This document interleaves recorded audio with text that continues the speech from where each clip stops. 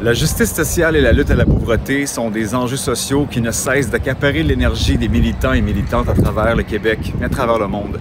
C'est justement pour ça que l'AGEPA existe, l'Association des groupes d'éducation populaire autonome.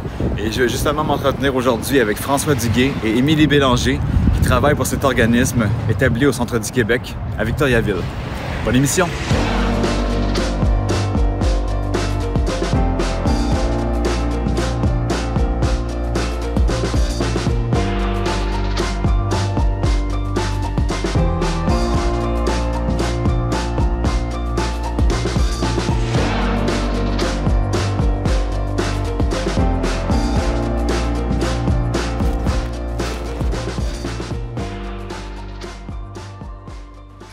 Donc, nous voici aujourd'hui, nous sommes le 20 février, c'est la journée mondiale de la justice sociale. Je suis en compagnie de François Duguay, tu es directeur de l'organisme l'AGEPA à Victoriaville. C'est bien ça, François? Oui, mais je suis coordonnateur, je ne suis pas directeur. Coordonnateur. Puis, il y avait une mobilisation aujourd'hui au centre-ville de Victoriaville. Veux-tu nous expliquer un peu de quoi il était question dans cette mobilisation-là? On parlait justement de justice climatique et de justice sociale, étant donné que c'est la journée. Puis, on a vraiment axé ces actions-là en lien avec le réchauffement planétaire qui nous touche tous. Donc, nous, on fait partie d'un regroupement qui s'appelle le MEPAC, qui est le Mouvement d'éducation populaire et d'action communautaire. Donc, tous les organismes régionaux comme l'AGEPA font des actions cette semaine. Donc, c'est la première journée aujourd'hui et ça va aller jusqu'à vendredi prochain. Donc, c'est des actions coordonnées à travers le Québec pour adresser à la population ces enjeux-là qui vont toujours un peu interrelier ce qui se passe sur les changements climatiques puis sur la justice sociale. Mais c'est plus que la population. Nous, c'est vraiment les décideurs, le milieu politique, le milieu industriel, de dire que c'est le temps de sortir justement des énergies fossiles. Parce que ce qu'on se rend compte, c'est que c'est vraiment la cause principale d'augmentation des GES. Il faut diminuer ça parce que la température augmente et ça va avoir des impacts sur la population. Et ça en a déjà. On le voit, le 20 février, il pleut aujourd'hui. Il fait chaud, c'est pas normal, là. Puis, outre des mobilisations, est-ce qu'il y a des actions un peu plus concrètes ou directes qui sont entreprises ou c'est vraiment plus d'essayer de se faire voir, de se faire entendre? Il n'y a pas nécessairement d'actions terrain plus concrètes? Ou... Bien, c'est souvent des actions de sensibilisation. Comme je pense l'année dernière, on a fait 2 vidéos où est-ce qu'on parlait justement là, des dépôts de verre au centre du Québec. Quand on a créé notre vidéo l'année passée, il y avait seulement un dépôt de verre au centre du Québec. Présentement, il y en a 3. C'est pas assez. Alors, ça en prendrait plus.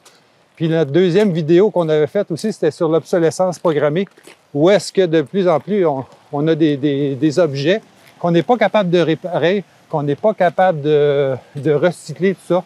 Fait qu'il faut vraiment changer nos modes de production puis notre mode de consommation.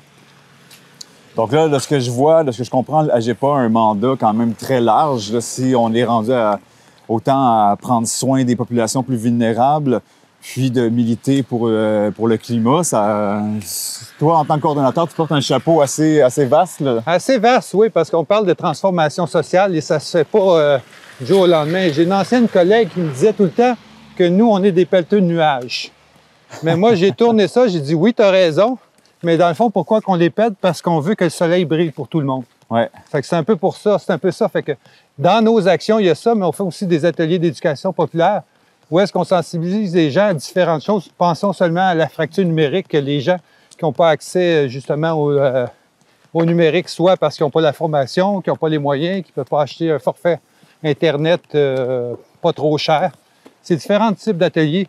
Aussi, on fait de l'éducation populaire quand vient le temps des élections, de montrer aux gens que c'est important de voter. Quel que soit leur choix politique, c'est important de prendre part à la vie citoyenne, prendre sa place. On a le droit de dire tout se fait, il faut le faire dans la bonne façon.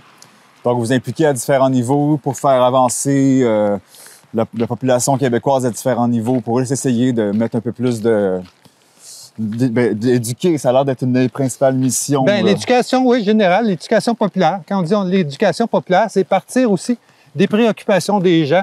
Comme la semaine passée, j'étais en atelier avec un groupe de femmes qui me disaient « Mon Dieu, on devrait parler plus de logement parce que ça nous touche, parce que ça nous frappe durement. On le sait, comme les loyers augmentent beaucoup. Ouais. Fait que c'est plein de sujets comme ça. On parle des préoccupations des gens, on fait des formations qui les touchent, puis pour changer les choses.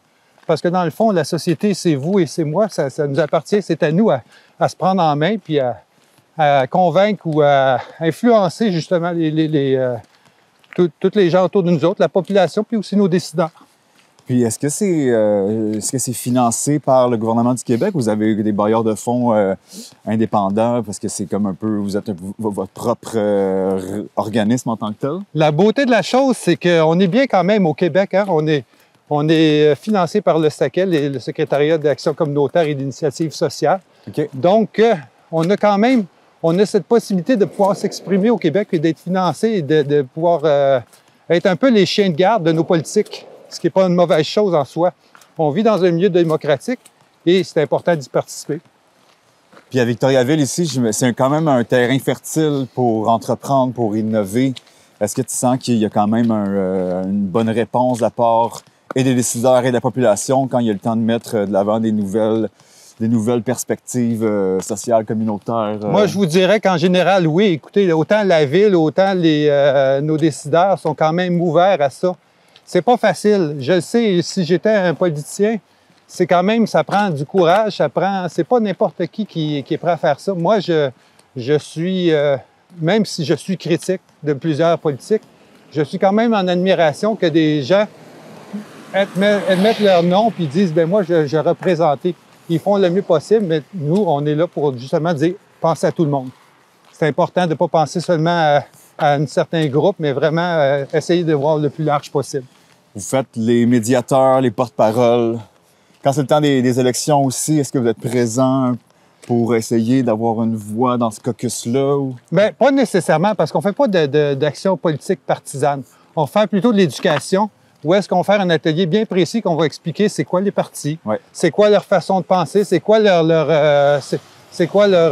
enjeux qu'eux autres ils veulent défendre, pour qu'après ça, ils puissent prendre un choix plus éclairé et de savoir, ah oui, je vais voter pour telle ou telle personne, mais je sais pourquoi je vote. Parce que, justement, je suis au courant, puis je sais aussi comment fonctionne le système politique. On reste surpris de voir comment que des gens ne savent pas encore comment ça fonctionne, le système politique démocratique, autant au Québec qu'au Canada, et même municipal. Ça reste mystérieux pour bien des gens, en effet, ça c'est clair. Même moi, qui est une personne que je peux considérer informée, il y a encore bien des choses dans les rouages ministériels et politiques dont ça m'échappe encore. Puis ça doit être encore très difficile d'accès pour peut-être des personnes qui n'ont pas nécessairement déjà un intérêt ou une curiosité pour la société ou la politique. Ça peut devenir très, très, très loin de... Bien, c'est souvent les gens, quand ils ne se sont pas touchés directement, ils s'en préoccupent pas trop. Puis à un moment donné, quand ça commence à être touché, ils disent « Oups, ça m'intéresse de ce milieu-là ». Mais moi, j'ai tout le temps été intéressé à ça parce que j'ai tout le temps pensé qu'on pouvait changer les choses puis qu'on peut améliorer la société. Parce que c'est ça le but, c'est de faire le plus de choses pour que les gens puissent bien vivre et vivre dans des conditions décentes. Puis dans les dernières années, mettons à Victoriaville, est-ce que tu as des exemples de d'autres luttes ou de d'autres enjeux pour lesquels l'AGEPA a joué un rôle? Bien, dans les enjeux, quand je pense, on fait beaucoup là, de la sensibilisation. Il y a une formation qu'on a faite il y a plusieurs années qu'on appelait le buffet des inégalités. On avait fait une action, c'était dans le temps d'une élection municipale, où est-ce qu'on invitait tous les candidats, candidates à venir participer à cette activité-là. C'était comme, ils jouaient un rôle qui avait un certain, dépendant du type de la fiche qu'ils recevaient, il y avait comme une espèce de pedigree. Fait qu'il y avait des gens qui avaient plus de sous, d'autres qui avaient moins de sous. On leur montrait comment c'est pas facile pour certains de bien se débrouiller, là. Fait que c'est ça, fait que cette activité-là, ça a permis justement à les gens qui se présentaient aux élections de voir que, ouais, tu sais, vivre là, une situation de pauvreté, des fois on peut bien s'en tirer, mais le vivre au quotidien, ça vient dur. Ça vient dur physiquement, ça vient dur moralement, ça vient dur même...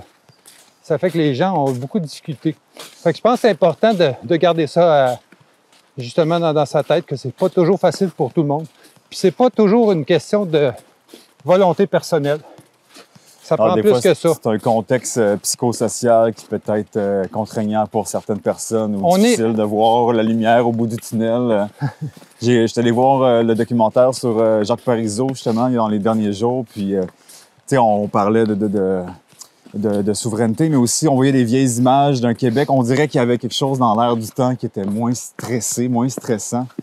J'ai l'impression que de trouver sa place en société au 21e siècle, c'est...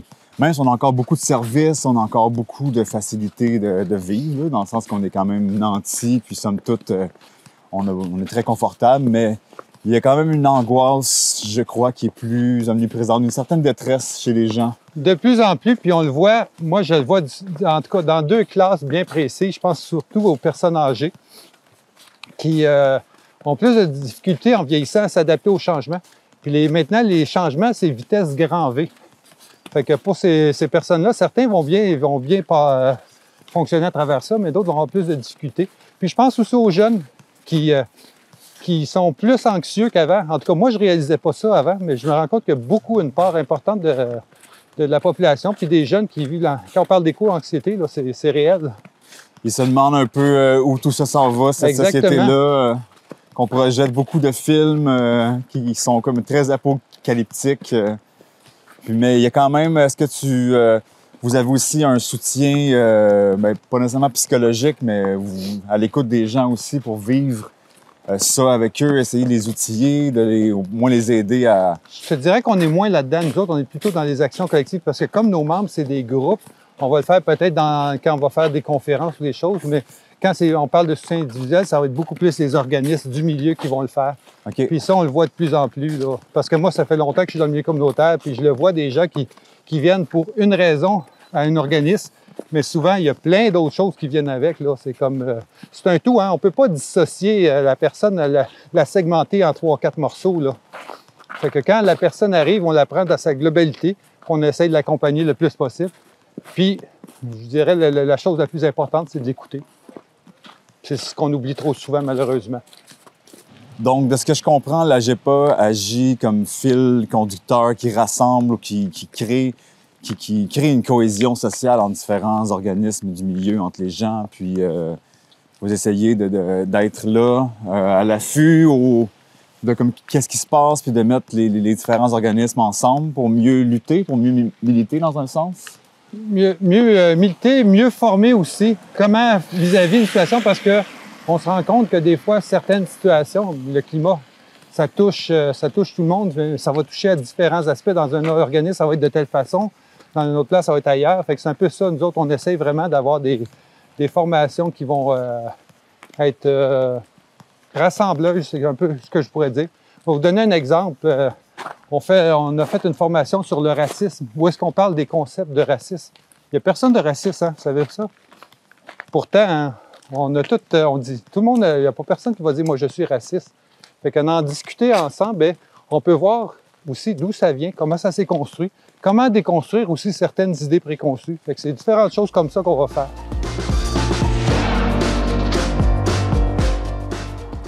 Alors, me voici devant les bureaux de l'AGEPA avec Émilie Bélanger, qui est responsable de la lutte à la pauvreté pour AGEPA Centre du Québec. Allô. Alors, Émilie, tu as accepté de marcher avec moi aujourd'hui pour l'émission. Donc, vas-tu un peu nous expliquer ton mandat au sein de l'AGEPA puis les différents dossiers auxquels tu milites, dans lesquels tu t'engages? Oui, bien, en fait, je m'occupe du collectif régional de lutte à la pauvreté, c'est-à-dire au Centre du Québec, finalement.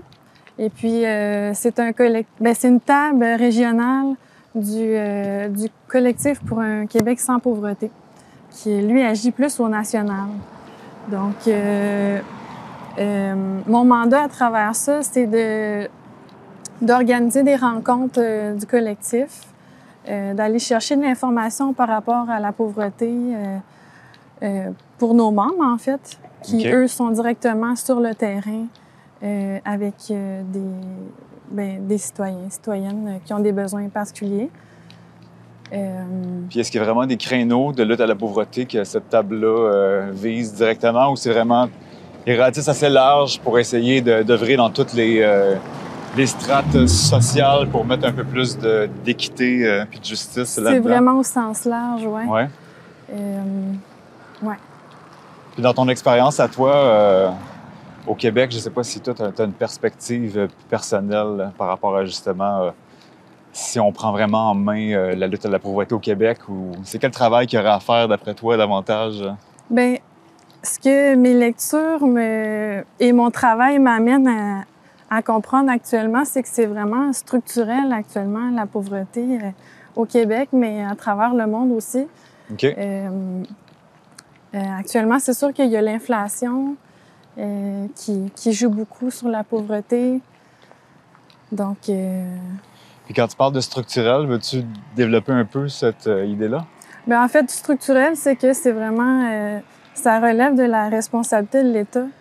C'est vraiment dans la structure sociétale d'être un citoyen avec un numéro dans le système, qu'il y a quelque chose qui fait en sorte que la pauvreté nous colle à la peau, là, où c'est comme difficile de s'en sortir en tant que tel. Oui, mais en fait, c'est qu'actuellement, l'État se désengage de cette responsabilité-là qu'elle a d'offrir un meilleur revenu aux citoyens, d'offrir des meilleurs accès aux services publics. Il y a beaucoup de travail aussi à faire par rapport aux préjugés. Il y a beaucoup de préjugés actuellement qui circulent, tu sais, par rapport à la pauvreté, ce qui nuit beaucoup aux personnes qui sont en situation de pauvreté, finalement. Puis est-ce que est-ce que les pauvres sont de plus en plus pauvres, les riches de plus en plus riches? L'écart est... Oui, l'écart s'est creusé vraiment Ouais. depuis la pandémie, là. Donc... Ça a été quoi les facteurs, justement, de la pandémie qui ont affecté cet écart-là? Bien, c'est sûr qu'il y a eu la crise du logement qui est apparue avec le marché immobilier, tu sais, qui a beaucoup pris de la valeur, en fait, qui a créé beaucoup de demandes de logements, là. Tu sais, on a un taux d'inoccupation vraiment faible actuellement. Donc, beaucoup de gens qui veulent se loger, mais les prix sont comme exorbitants. Il y a quelque chose aussi de pas normal dans le fait de consacrer autant de son revenu dans son loyer. T'sais, on a besoin de cet argent-là pour d'autres choses, pour couvrir tous nos besoins de base, pas juste le logement. Oui, ça, c'est un constat qui est généralisé, que le coût de la vie, tout augmente, mais le salaire augmente pas en conséquence. Je pense que tout le monde s'entend pour dire ça, là. Dernièrement, on en parle beaucoup, autant à l'épicerie que les loyers, justement. Puis la machine structurelle gouvernementale ne peut pas accoter un salaire de base qui peut bénéficier à tout le monde d'avoir une qualité de vie un peu plus, pas aisée, mais juste des fois de pouvoir pas toujours gratter les fonds de tiroir à chaque fin de mois, mettons. Oui, là. c'est ça. Ben, en fait, je dirais qu'on aurait la capacité, mais ça dépend de où est-ce qu'on met nos priorités, finalement. Puis, ça coûte cher aussi à l'État, tu sais, de devoir payer pour les conséquences, finalement, de la pauvreté. On aurait beaucoup plus intérêt à prévenir, c'est ça, l'entrée de la pauvreté, finalement, chez les gens, là. En tant que tel, tu sais, moi, ce que ça me fait réfléchir, c'est quoi un peu nos valeurs de société aussi. Ah oui, tout à fait. C'est ça, on aurait intérêt à prévenir. Bien, je pense qu'il y avait justement les peuples autochtones qui trouvaient inconcevable qu'on ait des personnes qui aient de la misère à fonctionner, qui aient de la misère à manger. Il y avait cette espèce de légende-là là, de Pocahontas quand ils l'ont capturée pour l'amener en Europe, qu'elle voyait des sans-abri dans la rue, puis elle comprenait pas comment c'était possible qu'un pays laisse son propre peuple mourir de faim, tu sais. Ouais. Parce que bon, il y a comme tout le système capitaliste qui est instauré, ce qui fait en sorte que soit que tu travailles pour t'en sortir, pour accumuler de la richesse pour manger, mais soit que soit que tu es comme un peu dans le marde, tu sais. C'est comme, il n'y a pas ce même souci-là de comme que tous et chacun aient un toit sur la tête puis aient à manger. Totalement, totalement. Justement, au fur et à mesure que je m'approprie un peu ces sujets-là, ces concepts-là, ces lectures-là que je fais, c'est ça que je me rends compte je comprends pas comment... Là, je parle plus personnellement. Là. Ouais. Je parle moi en tant que l'AGEPA, mais je comprends pas comment on peut accepter ça, en fait. Accepter qu'il y ait des gens qui n'y arrivent pas, qui se nourrissent pas bien, qui soient mal logés. Oui, puis c'est encore tout ça. Hein? J'en parlais, je pense, justement, avec François. Je pense qu'il doit y avoir un tiers de la nourriture mondiale qui est gaspillée à travers le monde, qui est jetée aux poubelles. Ouais. Là, on parle de problèmes de malnutrition majeur, mais il y a comme quelque chose encore là de structurel qui fait en sorte qu'on redistribue mal les richesses. Mm-hmm. Fait qu'Émilie, avant de commencer à travailler à l'AGEPA, veux-tu nous parler un peu de ton expérience de vie personnelle qui a fait en sorte que tu as eu cette flamme-là de t'investir socialement pour la pauvreté? As-tu comme un passé militant cagoulé ou quelque chose?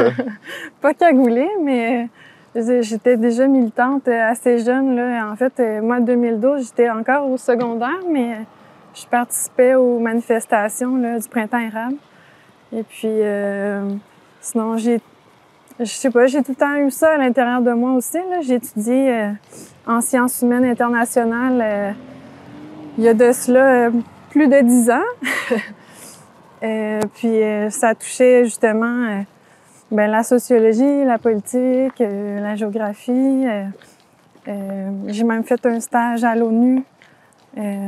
Wow! OK. Donc, c'est toutes des choses qui m'intéressent depuis longtemps. Entre-temps, j'ai étudié en agriculture et puis j'ai travaillé là-dedans. Puis me revoilà dans les luttes sociales.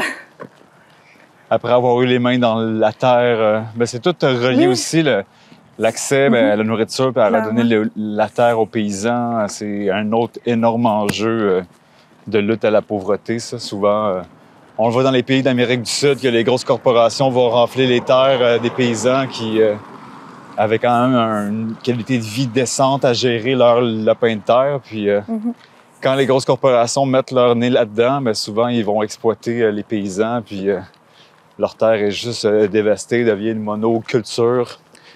Bon, je dramatise un petit peu, là, mais c'est un peu ça la réalité. Des fois. Encore là, c'est toute une gamique politique, économique, sociale. Tout est relié, en fait. Là.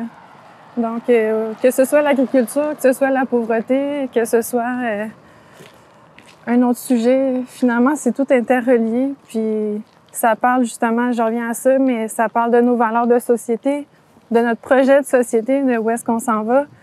De notre conscience aussi collective, de notre implication. Donc, qu'est-ce qu'on veut? Parce que c'est vrai que cette vision de société-là, j'ai l'impression que dans les années 60, 70, là, dans le temps de Robert Charlebois, Flower Power, il y avait quelque chose de... On dirait que cette vision-là était peut-être plus palpable. Il y avait quand même, j'avais l'impression, une unicité dans l'esprit du Québec qui faisait en sorte que les gens, je pense, avaient à cœur de voir tous et chacun avoir de quoi manger sur la table. J'ai l'impression que c'est un peu plus individualiste aujourd'hui, cette vision-là. C'est pas tant commun et global. Je sais pas, qu'est-ce que tu en penses? Oui, mais en fait, moi, cette période-là m'inspire beaucoup. Puis là, je pense à François, justement. Je pense à mes parents, qu'eux, ils ont vécu cette période-là. Puis justement, comme tu dis, je pense qu'il y avait beaucoup d'unicité à ce moment-là. Puis mon travail actuellement, c'est d'écouter ces gens-là qui ont beaucoup de choses à nous dire. Puis moi, d'essayer d'apprendre du passé. Parce que j'ai l'impression qu'on est comme dans une époque charnière, un peu où est-ce que on sait plus où est-ce qu'on s'en va. Puis je me dis, il faut garder ça d'actualité. Toutes les luttes qui ont été faites, tous les gains qu'on a réussi à gagner, tu sais. Ouais. J'avais écouté le documentaire sur les roses, justement. Oui, moi aussi. Puis de voir un peu, tu sais, Paul Rose, je sais bon que c'est genre un nom à certaines personnes qu'on peut pas nommer, mais juste de voir dans son esprit de gars du peuple qui avait un langage très simple, mais qui avait, on dirait, à cœur que le commun du Québec, il grandit dans les quartiers pauvres de Longueuil, puis qu'il disait que sa mère elle nourrissait les enfants du quartier qui rushaient, tu sais. Ouais. Puis de témoigner de ce Québec-là qui était pas si nanti que ça, tu sais. Puis on sentait vraiment qu'il y avait cette flamme-là dans lui qu'il y ait une justice sociale pour tous, puis d'inclure les travailleurs ou tout le monde dans cette vision-là. Ça m'a beaucoup ému, en tout cas, de connaître mieux ce personnage-là, puis que derrière les actes, il y avait quand même quelque chose qui était vraiment de vouloir offrir une meilleure qualité de vie à tous, tu sais. Oui. Puis un sens aussi, je dirais. Un sens de c'est quoi le bien-être commun. Oui.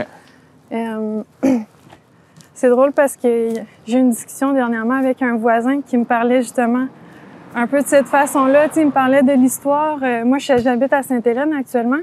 Puis il me parlait de l'histoire un peu du village, de comment avant c'était beaucoup plus comme collectif. Les gens, ils étaient pas nantis, mais ils s'arrangeaient pour construire une patinoire, faire des activités ensemble. Puis je disais, tu sais, c'est plus ce que c'était. Ouais. Il n'y a plus cet esprit-là populaire un peu qu'il y avait autrefois. Mais tu sais, comme on se disait, c'est comme ça partout. Fait comment recréer ça? En tout cas, moi, c'est mon souhait. Ça se fait souvent dans des micro-fermes, des micro-sociétés ou des groupes, mais que tout un village s'investisse pour OK, la fin de semaine, on va construire, comme tu dis, la patinoire. La semaine d'après, on va faire telle autre affaire. Qu'il y ait des battues en commun pour faire des corvées. J'avoue que c'est quelque chose qui est beaucoup moins... qu'on voit beaucoup moins arriver, en tout cas. Oui, puis j'ai l'impression que c'est beaucoup lié justement au système économique actuel, où est-ce que, tu parlais justement, ça se fait plus dans des fermes, des places comme ça, ce qui est parfait, mais ça reste, je trouve, dans une dynamique économique. Puis c'est ça qui est beau, je trouve, de l'éducation populaire autonome, c'est que c'est de vraiment aller chercher le pouvoir citoyen des gens vraiment sans frontières, là. C'est de permettre à tous et toutes de devenir un pédagogue de son savoir inné. Exactement. Ouais. Je trouve ça génial. J'adore ma job. Yeah.